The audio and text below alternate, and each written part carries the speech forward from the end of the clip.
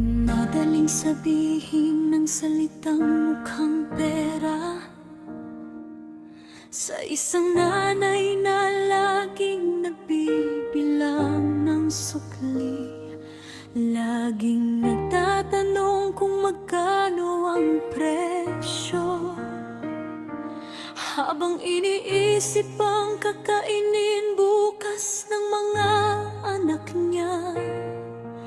Sa bawat pisong hawak ng kaniyang kamay, may kaba at dasal na hindi mo naririnig, kung paano hahatiin ang maliit na sahod para sa pamilya na mahal niya. Minsan hindi na siya bibili para sa sarili, basta may pagkain lang ang kanyang mga anak. Hindi siya mukhang pera, siya isang inang nagmamahal. Bawat bariyang iniipon niya para sa kinabukasan ng maal. Hindi siya mukhang pera, kundi pusong handang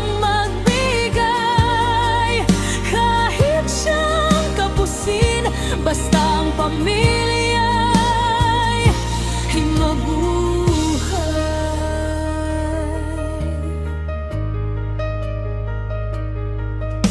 May tinatabing kaunting ipon, hindi para sa luho o saya, kundi para sa araw o may kailangan sa eskwela. At sa bawat gabi na siya'y napapagod, may dasal na paulit-ulit sa isip niya.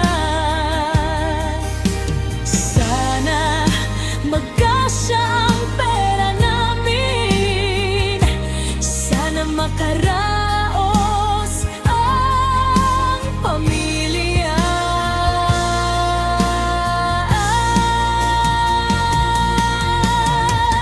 Kung alam mo lang ang bigat ng mundo sa balikat ng isang ina, hindi mo siya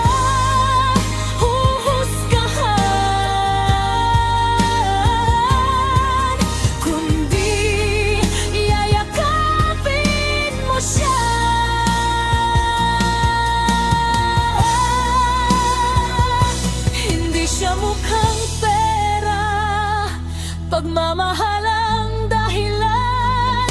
Bawat pisong iniipon niya para sa pamilyang kaniyang tahanan. Di siya mukhang pera, isa siyang inang matapang, handang magsakripisyo para sa pamilya.